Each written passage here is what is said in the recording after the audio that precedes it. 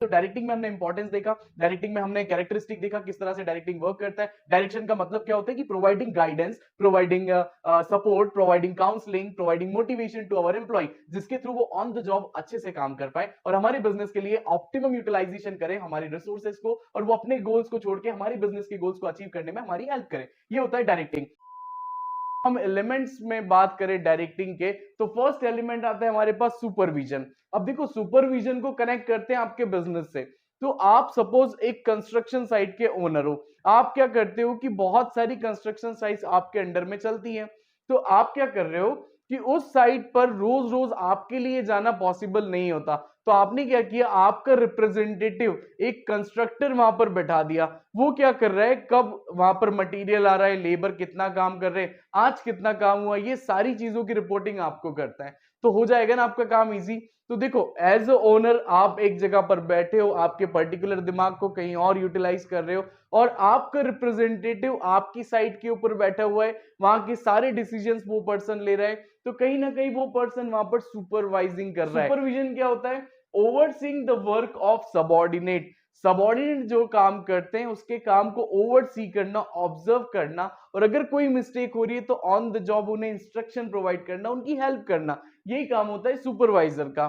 तो एक सुपरवाइजर अगर हम देखें, तो अगर हम बात करें गवर्नमेंट की, तो गवर्नमेंट भी क्या करता है, अपने अपने ऑर्गेनाइजेशंस में सुपरवाइजर हेड्स को अपॉइंट करता है, जो उसके अंडर में जितने भी सबऑर्डिनेट्स है ना, उनकी हेल्प करते हैं। तो इससे काम बहुत ज्यादा इजी हो जाता है। अब देखते हैं सुपरवाइजिंग के कोर एलिमेंट्स क्या है। तो it is a process of guiding. यहां पर सुपरवाइजर क्या काम कर रहा है, ये खुद एक्सपीरियंस पर्सन है, ये उसी काम को बहुत टाइम से लगातार करते आ रहा है, तो इसको हर चीज के बारे में पता है, हर बारीकी पता है। तो प्रॉपर गाइडिंग कौन देगा, सुपरवाइजर। तो it is a process of guiding. Second आता है इंस्ट्रक्शन एंड ऑब्जर्वेशन। ये इंस्ट्रक्ट करता है, क्योंकि इसको सारा काम पता है, ये इंस्ट्रक्शन देगा। सपोज कोई लेबर है, उसे मशीन को ऑपरेट करते नहीं आता, तो हमने एक ऐसा सुपरवाइजर बिठाया जो लगातार बहुत टाइम से उस मशीन के एक साथ काम कर चुका है। तो ये जो सुपरवाइजर है ना, डायरेक्टली उस पर्टिकुलर लेबर को बताएगा, हेल्प करेगा कैसे मशीन को ऑपरेट करना है। तो इसने इंस्ट्रक्शन भी प्रोवाइड किया, और अब बैठ के ये ऑब्जर्व करेगा कि वो पर्टिकुलर पर्सन उस चीज को सीखा या नहीं, किस तरह से काम कर रहा है। हम जब भी जाएंगे उस एटमॉस्फेयर में, तो ये हमें बताएगा कि ये पर्टिकुलर लेबर इस तरह से काम कर रहा है, इसने मक्कारी की, इसने काम नहीं किया, ये बहुत ज्यादा रिसोर्सेज को वेस्टेज करता है। तो कहीं ना कहीं एक लिंक बन के काम करता है ये पर्टिकुलर पर्सन। नेक्स्ट अगर हम देखें, तो इंपॉर्टेंस या क्या रोल प्ले करता है सुपरवाइजर हमारे बिजनेस में या आपके बिजनेस में।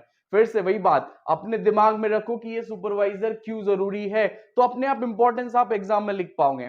देखो कैसे, first of all it is a link between worker and management. आप सपोज मैनेजमेंट हो और लेबर्स आपके बिजनेस में काम कर रहे हैं, तो इन दोनों के बीच में लिंक वाला काम जो है वो कौन कर रहा है, सुपरवाइजर कर रहा है। तो सुपरवाइजर परफॉर्म अ वर्क जो कि होता है link between workers and management.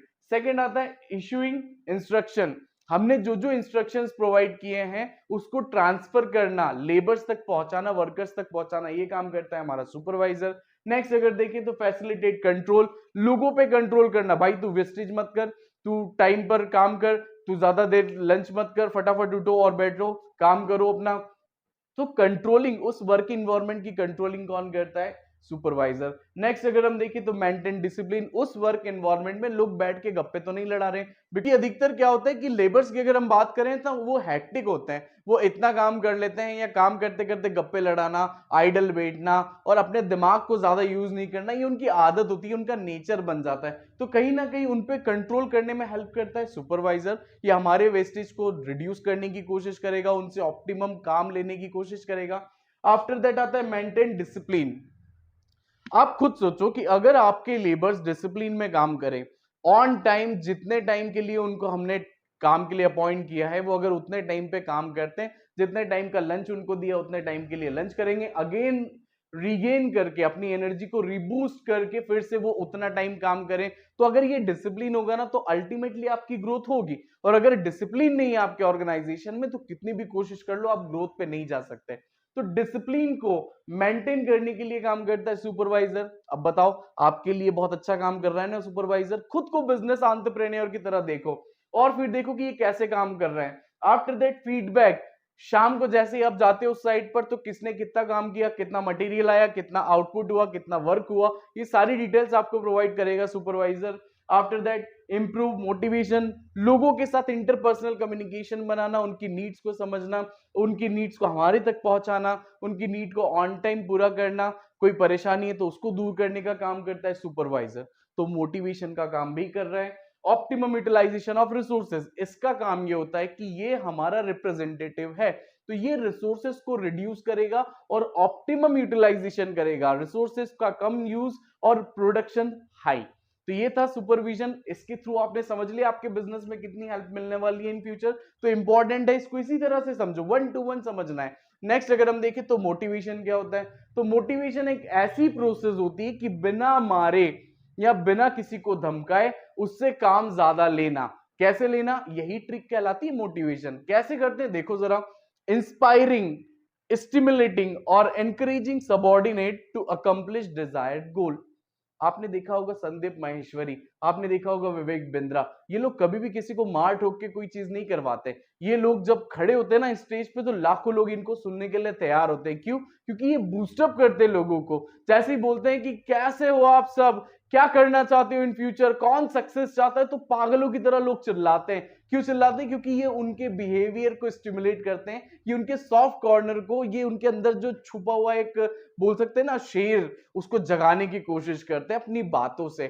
तो दे आर स्टिमुलेटर्स, ये लोग स्टिमुलेट करते हैं, लोगों को इंस्पायर करते हैं अपनी बातों से, अपने एफर्ट से, अपनी स्टोरी टेलिंग स्किल से, अपने पास्ट एक्सपीरियंस को शेयर करके कहीं ना कहीं लोगों के बिहेवियर को चेंज कर देते हैं। अगर हम देखें आज के सिनेरियो में क्या हो रहा है, तो लोगों को काउंसलिंग की जरूरत पड़ रही है, लोग मोटिवेट होते हैं, लोग दूसरों को इंस्पायर समझ के, दूसरों से इंस्पिरेशन लेके अपने काम को एग्जीक्यूट करते हैं। तो कहीं ना कहीं मोटिवेशन बहुत जरूरी है आजकल के टाइम में। तो आप देखो आपके बिजनेस के लिए मोटिवेशन क्या कर रहा है, ये डेफिनेशन के थ्रू तो समझ में आ गया। और देखते हैं क्या होता है। तो मोटिवेशन के अंदर 3 पार्ट होते हैं, एक होता है मोटिव, मोटिवेशन और मोटिवेटर्स।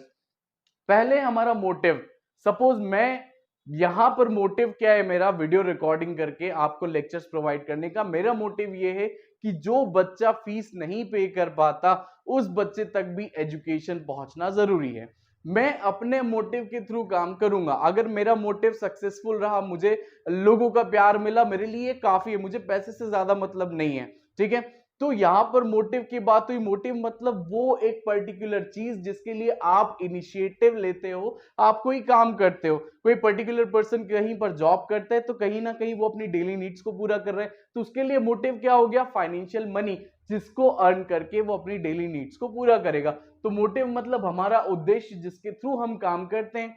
सेकेंड आता है मोटिवेशन। मोटिवेशन का मतलब it is a process, same ये चीज हो गई मोटिवेशन। मोटिव को गेन करना, काम करते रहना, अपने आप को स्टिमुलेट करना, ये चीज कहलाती है मोटिवेशन। और मोटिवेटर्स का मतलब क्या, आप लोगों का प्यार मेरे लिए मोटिवेटर की तरह काम करेगा, पैसा किसी पर्टिकुलर जॉब पर्सन के लिए मोटिवेटर की तरह काम करेगा। तो motivator are that sources which helps to motivate someone. ये चीज वो होती है जिसके थ्रू पर्सन को मोटिवेट करते हैं, मोटिवेटर्स हो गए। ओके, आफ्टर दैट फीचर्स की बात करें तो मोटिवेशन क्या होता है, इसकी क्या फीचर्स हैं देखते हैं। पहला फीचर है psychological phenomena. Motivation is a psychological phenomena. यहाँ पर मार ठोक के आप कोई काम नहीं करवा रहे हो, आप बोलते हो, आप ऐसी बातें करते हो जिससे वो पर्सन कहीं ना कहीं पिघल जाता है और वो आपके लिए डेडिकेटेड हो जाता है, आपके लिए, आपके ऑर्गेनाइजेशन के डेवलपमेंट के लिए, आपके ऑर्गेनाइजेशन की ग्रोथ के लिए काम करने के लिए तैयार हो जाता है। तो it is a psychological phenomena. Goal oriented behaviour, ये आपके दिमाग को चेंज करता है। अच्छा एक एग्जांपल देता हूं यहाँ पे, हिटलर को आप सभी जानते हो। तो हिटलर कौन था, जो जर्मनी का एक तरह से बोल सकते हैं एक सोल्जर था, जो बहुत ही अच्छे तरीके से डिक्टेटरशिप करता था उस जगह पर। तो हिटलर के एक बार कहने पर लोग, अगर वो बोलेगा ना सोल्जर्स को कि आप लोग इस पहाड़ से नीचे कूद जाओ, लोग कूद जाते थे। हिटलर बोलता था कि यहां पर हमें फाइट करना है और इस जगह पर जाकर के आप अपनी जान दे दो, बट हमें जीतना है। तो लोग करते थे ऐसा। अगर हम ऐसे लोगों की बात करें तो ये लोग हमारे बिहेवियर को चेंज करते हैं और गोल ओरिएंटेड बनाते हैं। सिर्फ बोलने से, सिर्फ समझाने से, सिर्फ स्टिमुलेट करने से लोग ऐसा करते हैं। तो मोटिवेशन क्या कर रहा है, गोल डायरेक्शन बिहेवियर बना रहा है, आपके बिहेवियर को चेंज कर रहा है, आपके बिहेवियर को, आपके पर्सनल गोल्स को हटा के आपको शिफ्ट कर रहा है ऑर्गेनाइजेशन गोल की तरफ।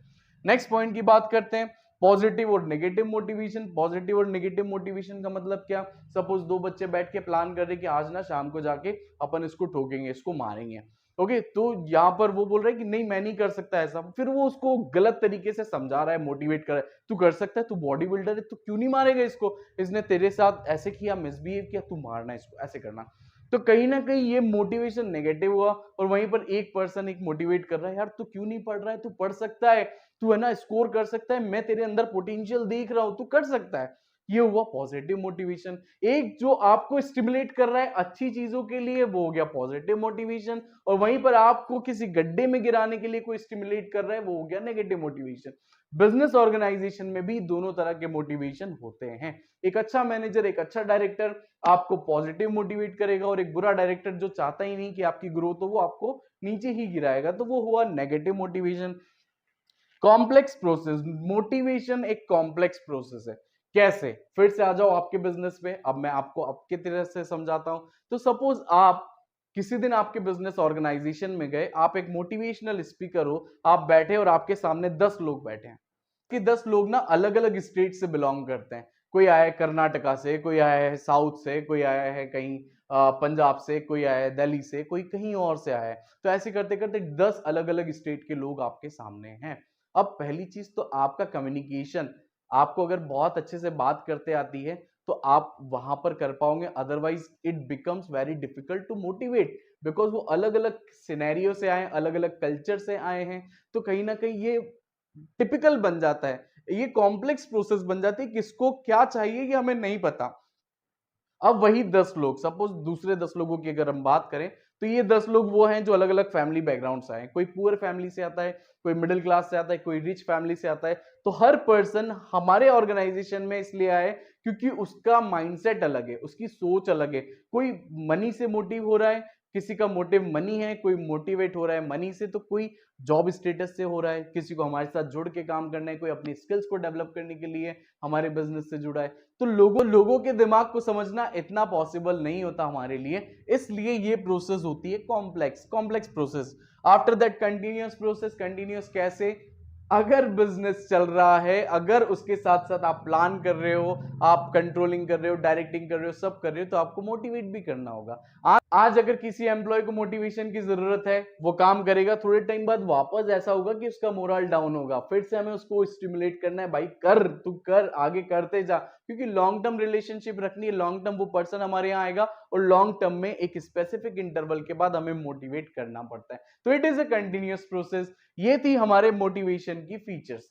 अब अगर हम बात करें कि कौन कौन से तरीके होते हैं लोगों को मोटिवेट करने के, तो there are 2 types of incentives. एक होता है फाइनेंशियल इंसेंटिव, दूसरा होता है non financial incentive. Financial incentives are those incentive which work in the form of money, या which is provided by owners to their staff, to their employees। जैसे कि मैं एग्जांपल के लिए आपको बताऊं कि आपने न्यूज़पेपर में बहुत बार देखा होगा कि एक पर्टिकुलर XYZ लिमिटेड के मैनेजर ने या ओनर ने अपने 150 लोगों को बंगलो गिफ्ट किए, या किसी पर्टिकुलर कार ओनरशिप कंपनी ने अपने 100 लोगों को कार गिफ्ट कर दी। तो ये क्यों करते हैं, ये इसीलिए करते हैं ताकि वो लोग मोटिवेट हो, और उनको देख करके जो 1000 लोग उनके बिजनेस में काम कर रहे हैं ना, वो मोटिवेट हो कि यार हमारे यहाँ ना ऐसा होता है कि अगर आप बहुत अच्छा काम करते तो बंगलो मिलता है, कार मिलती है, तो अगर मैं भी अच्छा काम करूंगा ना तो मेरे को भी इन फ्यूचर ये चीजें मिलेगी।